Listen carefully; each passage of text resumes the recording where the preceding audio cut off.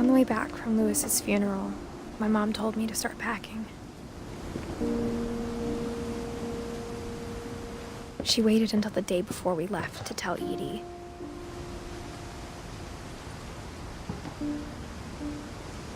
I'm not sure if she wanted to make it easier or harder.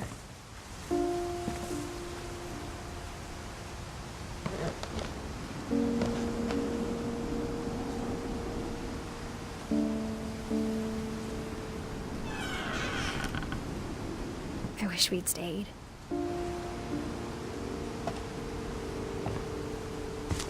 But I understand why we left.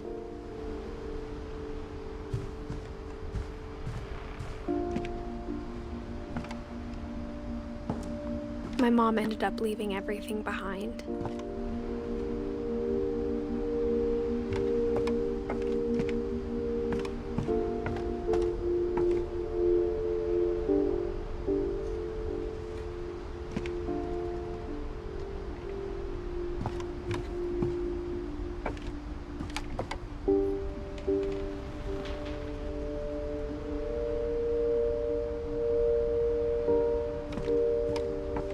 What happened that night had been coming for a long time.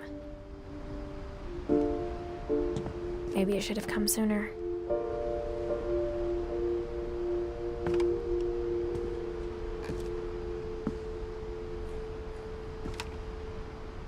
But it had to end one way or another. All that's left now is to tell you about that last night.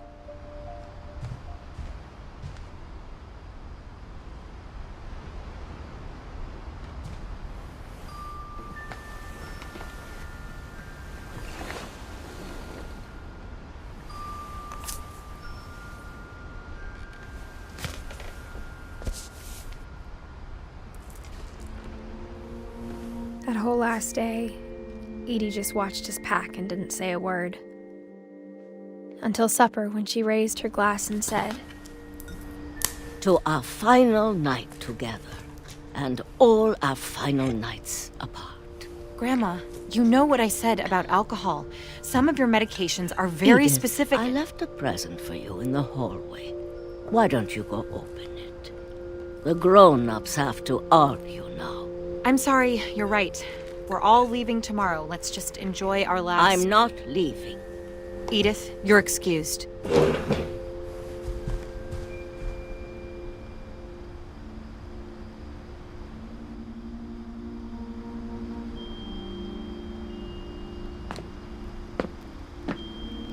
the power had been shut off that morning, but Edie always had plenty of candles.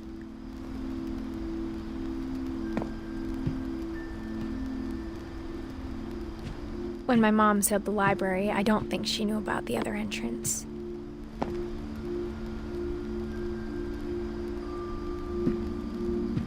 Or that Edie had a key to it.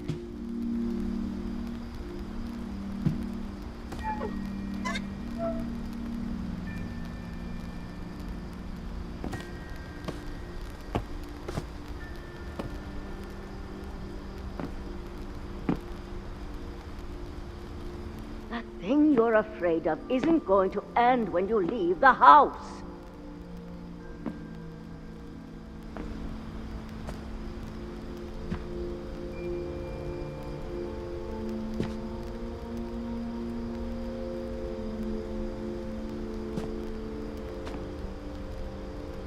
Edith has a right to know these stories. My children are dead because of your stories. I think it's best if Edith and I leave tonight.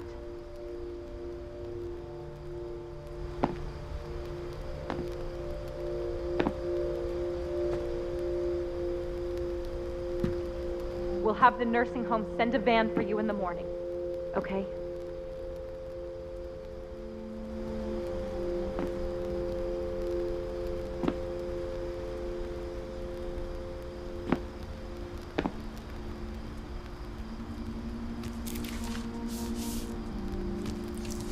Dear Edith, there's so many stories I wish I could tell you, but there's only time for one. This is about what happened on the night you were born. That night, the tide went way, way out,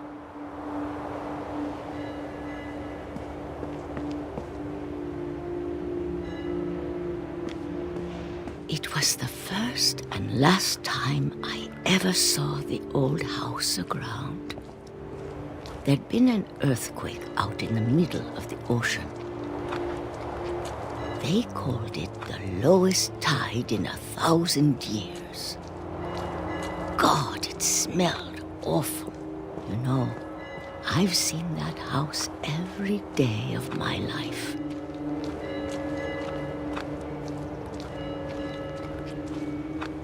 But I never thought I'd go back to it. When the fog rolled in, I lost my way.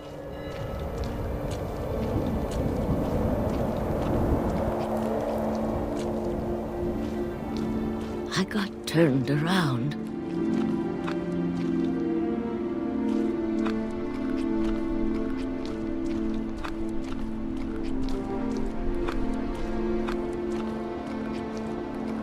For a while, I wandered.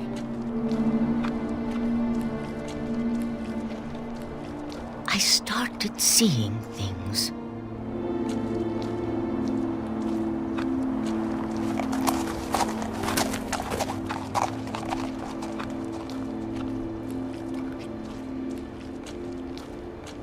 Things I'd forgotten had ever existed.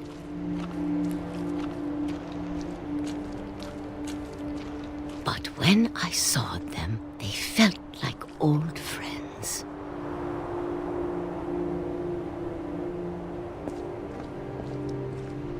That night, a lot of things came back to me.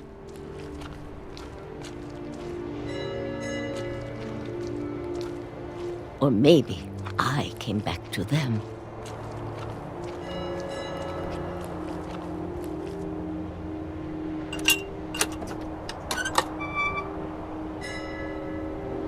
Things I can't explain, but that I need you to try and... Edith, what are you doing in here?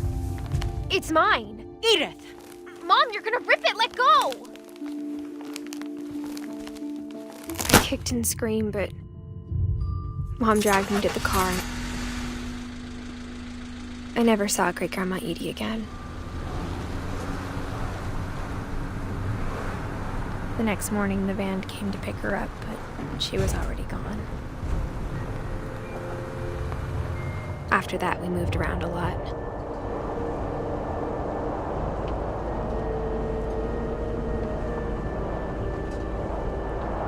We both tried to make the best of it.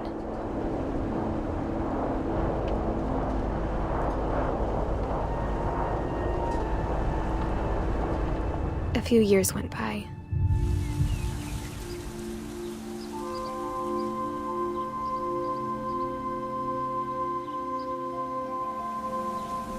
My mom didn't like to talk about it, but she started getting sick a lot. The rest happened pretty quickly.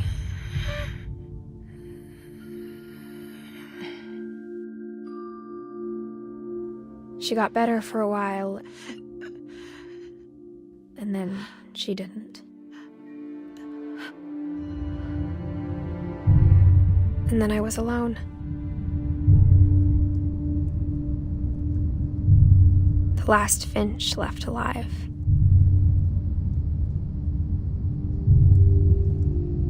Until I found out about you. I'm still not sure what to tell you about all this. If we lived forever, maybe we'd have time to understand things. But as it is, I think the best we can do is try to open our eyes. And appreciate how strange and brief all of this is.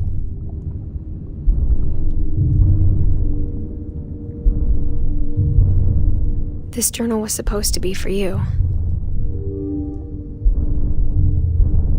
But now I hope you'll never see it. I just want to meet you and tell you all these stories myself. But I guess if you're reading this now, things didn't work out that way.